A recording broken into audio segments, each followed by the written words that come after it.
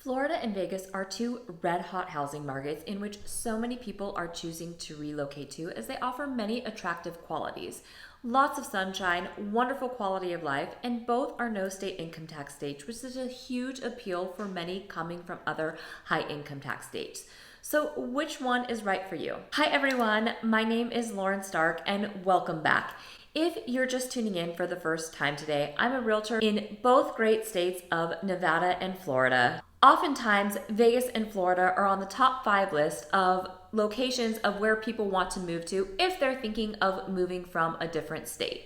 I'm going to break it down for you in part 1 of my new video series, Vegas versus Florida, and specifically the northeast coast of Florida, the greater Jacksonville area. So if you haven't yet subscribed to my channel, make sure you click that subscribe button to stay up to date on this series and other content that I bring to you all about real estate on this channel. Honestly, I found that the two locales really complement each other, and if you're fortunate enough to have a place in both, that is the best lifestyle. I would say Florida in the winter and Vegas in the summer, and more on that topic later, but that's really the ideal lifestyle. I will make sure to timestamp all the topics I'm talking about in today's video in the description box below. So let's just get right into it.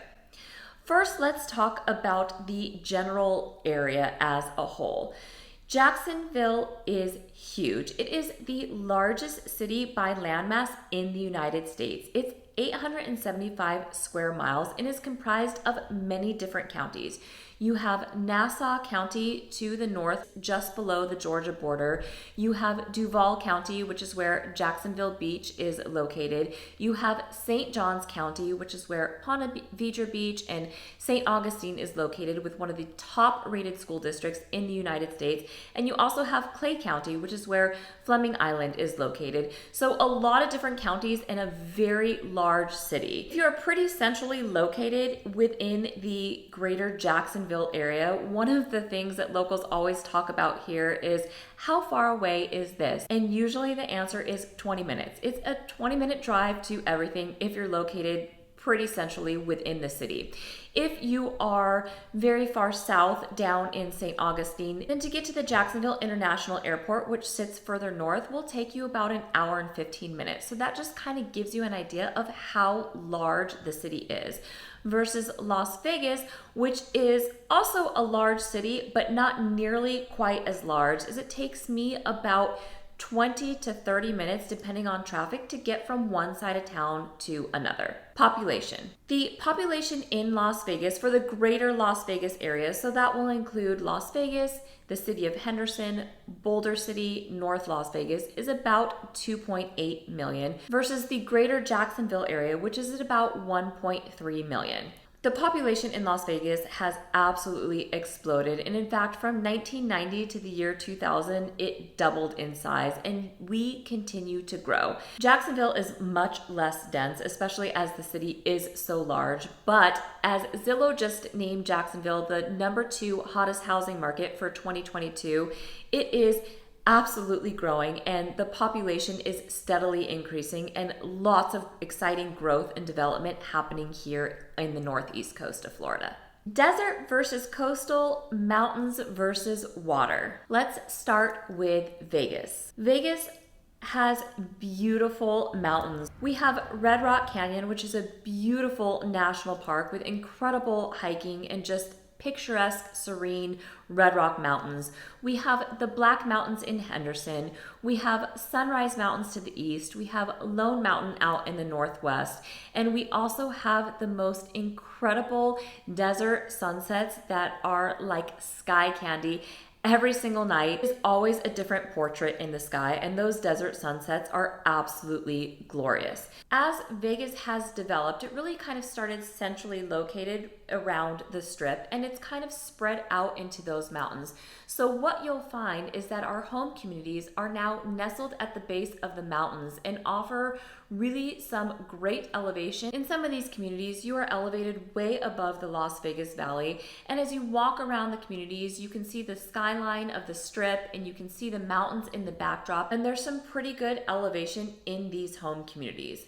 The other thing to keep in mind is that Vegas is a valley. So on windy days, what will happen is we'll get a windstorm and the dust and pollution will kind of settle and hover around the city, in which you can't even see the strip or you can't even see the mountains, and sometimes the air quality is a little bit unhealthy. The wind will continue to blow and it'll blow it right out in a day or two, but we do get some haze and some dust and pollution that will settle as a layer over the valley.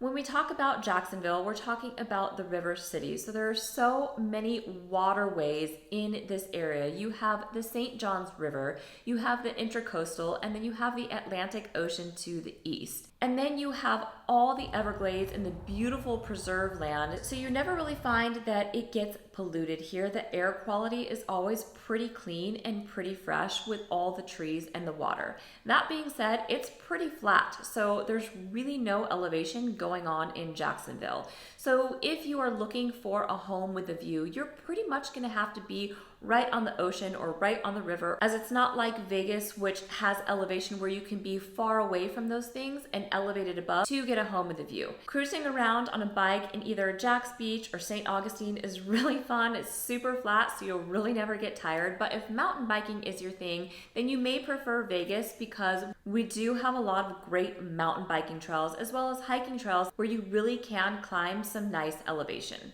Jacksonville has water everywhere. In fact, every neighborhood is going to have a water retention pond that helps prevent flooding in the streets and the neighborhoods, and also keeps sediment out of the rivers and tributaries. One other thing to note is that if you are coming from California because you want to continue with that coastal lifestyle, but perhaps in a no state income tax state, is in the northeast part of Florida, the sun rises over the ocean as opposed to the sun setting. But I will tell you that having the sunrise over the ocean is a completely magical experience, and you will find so many beachgoers who wake up early just to catch the sunrise. Which leads me to my next topic of water. There is no shortage of water in Florida whatsoever. In fact, if anything, there's too much. And that could be cause for concern because, as we all know, Florida does get hurricanes and they do have rainstorms here and flooding that can occur. Pretty much all of Florida is in a flood zone. So if you are buying a home, you're going to want to check with either the FEMA maps or your realtor to see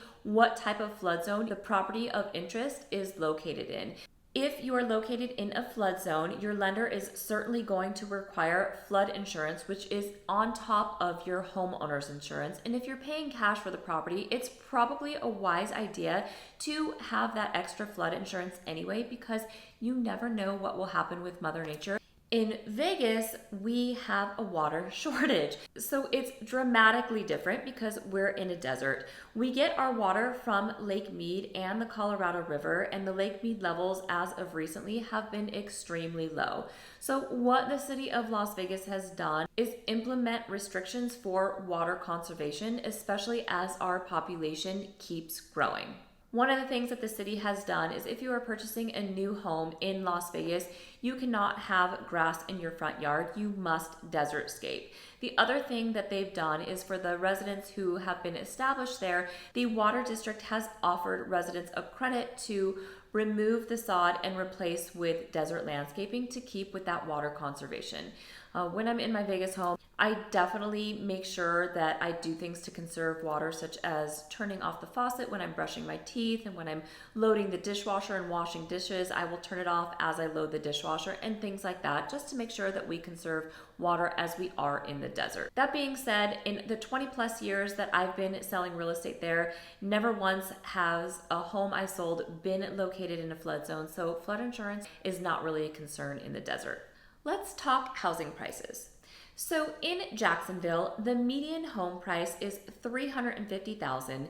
The median sold home price is $187 a square foot. There's about a 1.1 month supply of inventory. So very tight inventory levels in Jacksonville, especially as Zillow named it the #2 housing market just behind Tampa for 2022. With 875 square miles, there is still a bright future for a lot of growth and opportunity, which makes the city very attractive because there's a lot of new housing developments and a lot of new shopping centers. It's really a great time to buy and hold. Over the next 10-20 years, I predict that this market will continue to appreciate extremely nicely. In Vegas, things are a bit more expensive. The median home price is $435,000, and in fact, that is up another $10,000 from just last month, where the median home price was $425,000. It keeps going up month after month after month. We actually have about a 0.6 of 1 month supply of inventory, and in the condo and townhome market we have about a 2-week supply of inventory, so it's an extremely tight market. The median list price of current available homes is sitting at about $460,000. One thing about Las Vegas that many people don't realize is that we are pretty much out of land, and it is in scarce supply. I know oftentimes people come to the desert and they see that there's all this land, but whatever is there is pretty much spoken for, and we really have a limited supply of land, which is one of the reasons that prices are appreciating quite rapidly and will continue to do so, just based on supply of land and demand of people relocating to Las Vegas. Property taxes. Property taxes in Clark County, Nevada are probably one of the lowest in the nations, especially when you compare it to other no state income tax states. A lot of times realtors will say it's about 1% of the purchase price, but that's really not an accurate depiction of how property taxes in Las Vegas are calculated. They're actually calculated based on the assessed value less any depreciation costs, and then they add back in replacement and land value. So it's a little bit of a complicated formula, and I'll post that link in the description box below so that you can see how they're calculated. But let's take, for example, a $500,000 home in Clark County. Your property taxes are going to run between $2,500 and $2,900 per year. In Florida, a $500,000 home, let's say in St. Johns County, for example, if your property is homesteaded, which means that Florida is your primary residence, your property taxes will run about $4,000 per year. If you have a second home in Florida, so you cannot claim a homestead exemption on your property taxes, that $500,000 home will run you about $7,000 per year in property taxes, so about 1.5%. So property taxes, hands down in Las Vegas, definitely wins over Florida. And lastly, let's talk about the weather. As we have two very different climates, both of which are extremely hot in the summertime. But if you're gonna ask me, I'm gonna take the Vegas dry heat any day, anytime over the hot and humid Florida summers. And that is why I say Florida in the winter and Vegas in the summer. When we're talking about 100 degrees in Vegas, it's not really like 100 degrees that you'll find in other places throughout the United States. So if you're coming from California and you're in the 90s, or if you're coming from Florida and you're in the 90s, or if you're in the Midwest and it hits the 90s, you are absolutely dying. If you're in Vegas and it's in the 90s or it's about 100 degrees, it actually feels really good because it is a really dry heat. There are days where it gets 115, and yes, it's brutally hot, and very similar to Florida, you'll find people limit their activities in the morning or the evening when it cools down. In the summer in Jacksonville, pretty much guaranteed every day a thunderstorm will roll through in the afternoon. So it kind of cools things off for a little bit and gives you a little bit of relief, but it's still very humid.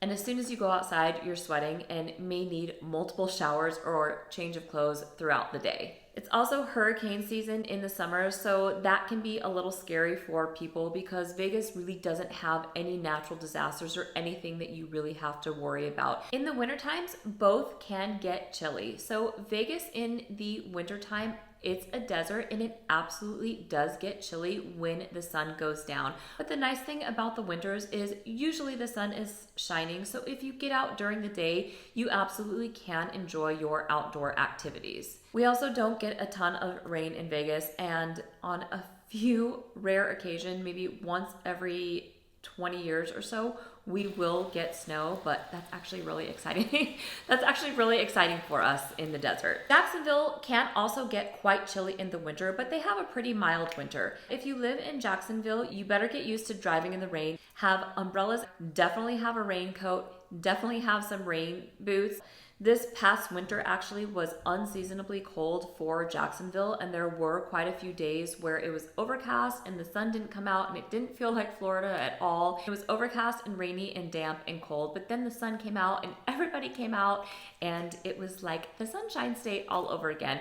So that is one of the things that people actually do like about Jacksonville, is that it does have a little bit more season feeling than some of the other southern parts of Florida. Fall and spring are both absolutely beautiful in both Vegas and the northeast coast of Florida. So you'll just have to decide whether you want to be near the beaches and live that coastal lifestyle, or whether you absolutely can't deal with humidity and you prefer a more dry heat with a cocktail lounging by the pool. That covers it for part 1 of my video series, Vegas versus Florida. If there are any topics that you'd like me to talk about between the two different cities, let me know in the comments below. I hope you found this video informative. If you haven't yet already subscribed to my channel, make sure you click that subscribe button. And as always, thank you so much for watching. I will see you all on the next video. Bye for now.